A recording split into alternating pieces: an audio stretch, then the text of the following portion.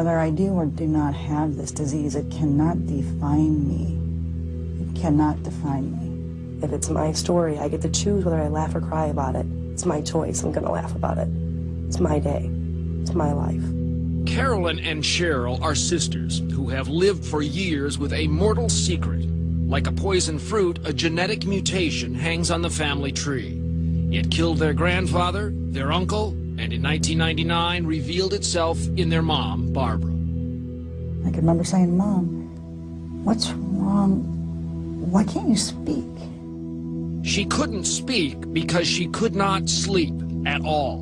Inside Barbara's brain, a genetic tripwire had been crossed, and in a matter of months, she went from being a vigorous 52-year-old woman to a coma, emerging only a few days at the very end. They took her intubation out, and she couldn't really talk because she was so dry-throated and everything, and she was trying to write, and she wrote FFI with a question mark behind it.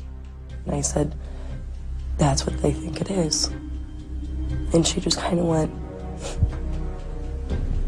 she never wanted to think it. She never wanted to will it to happen.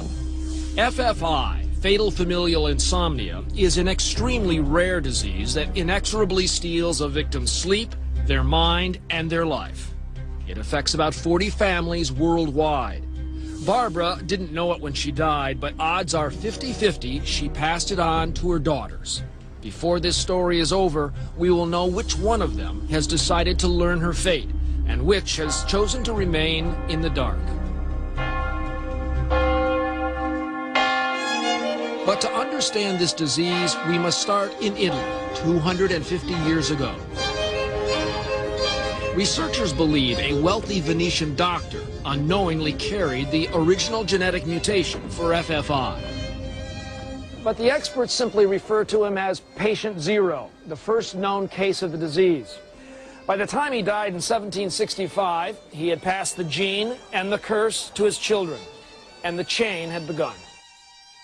In its first stages, family members experienced a kind of insomnia we'd all recognize, but those sleepless nights never ended. I'd say within a month, it's pretty clear that you've got a disease like no other disease. D.T. Max has spent years researching the phenomenon of FFI. His book, The Family That Couldn't Sleep, traces the history of the Italian clan who first carried this cruel disease. 1, you're not sleeping. 2, you're having difficulty walking. 3, your ability to focus has gone downhill rapidly until about ordinarily the 9th month the disease ends with death.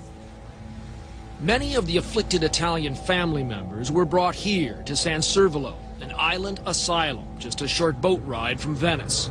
Now a museum, San Servolo remains a haunting place.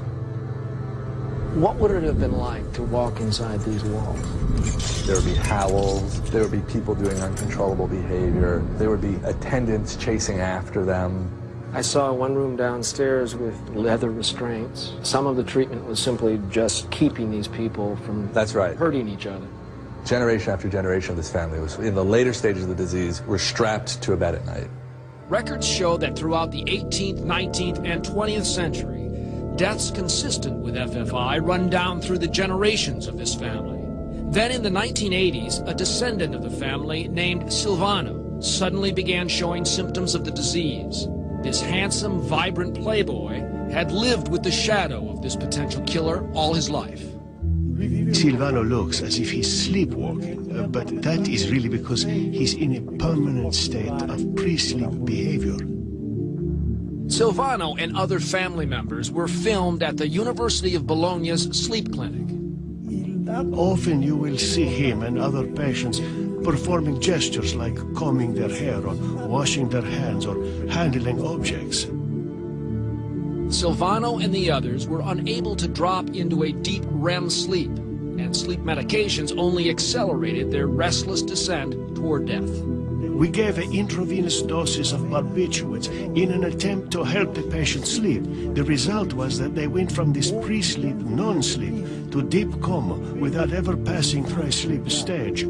Just prior to his death, Silvano made a selfless offer, bequeathing his brain to researchers, which finally opened a window into the mystery of FFI. When we come back, inside the patient's brain, and two sisters face their fate, Which one? We'll find out if they have FFI. Stay with us. Victims of fatal familial insomnia, FFI, are forever trying and failing to fall asleep. Before dying, they hover for months in a twilight world. But when Silvano first and then later victims donated their brains to be studied, scientists finally began to understand the cause of the disease. Microscopic views show healthy proteins triggered by genetic mutations misfold, creating what doctors call prions. These abnormal proteins build up in the brain, forming clumps which destroy nerve cells and eventually leave sponge-like holes in the brain. As a class, prion diseases include both mad cow disease and FFI. In fatal familial insomnia, most of the damage and where the prions are accumulating seems to be in an area of the brain called the thalamus. And the thalamus, says Dr. Michael Geschwind, who studies FFI at the University of California at San Francisco, is the region of the brain responsible for the regulation of sleep. The accumulation of the prion in the brain leads to nerve cell injury and eventually to nerve cell death. But for reasons still not fully understood, symptoms of FFI don't show up until midlife, after childbearing years. With each child having a 50-50 chance of receiving the killer gene, the disease has been unwittingly passed through generations, which brings us back to sisters Carolyn and Cheryl, whose mother was only diagnosed with FFI on her deathbed. It was never presented to me until that moment. Yes, your grandfather died of this, your uncle died of this, your mother is dying of this, you may die of this, was what was unspoken. Given the opportunity to take a simple blood test to determine if they had inherited the disease, Cheryl said no. For me, I look at it as I can go and they can tell me that either I do have this or I don't have this, and I can die in a car accident on the way home. I may just as easily die from cancer or anything. There must be days when you want to know. What if I said you may have it? And not to be rude. No, go ahead. Or blunt, but I mean, it's the same thing. No, it's a good question. Would I want to know? We all have a terminal something. If we live long enough, we're going to die from something. It's the way it goes. And amazingly, Carolyn, a mother, also originally decided not to be tested for FFI. How'd you make that decision? It wasn't a decision, really. It wasn't even a consideration. It wasn't a consideration? It's not a consideration, really. Is it a question, should my mother never have been born because this is the way she was going to die? That's insane.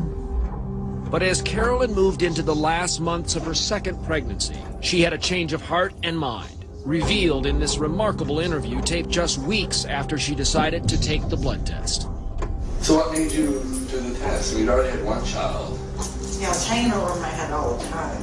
There's some things that I will do differently depending on the results, like retirement planning. I don't want to be like my mom and work my whole life and save for retirement and nothing to get. And if that's going to be the case, I like to be able to prepare my daughters, ahead of time. So Carolyn had the test, and we will know the results in a moment.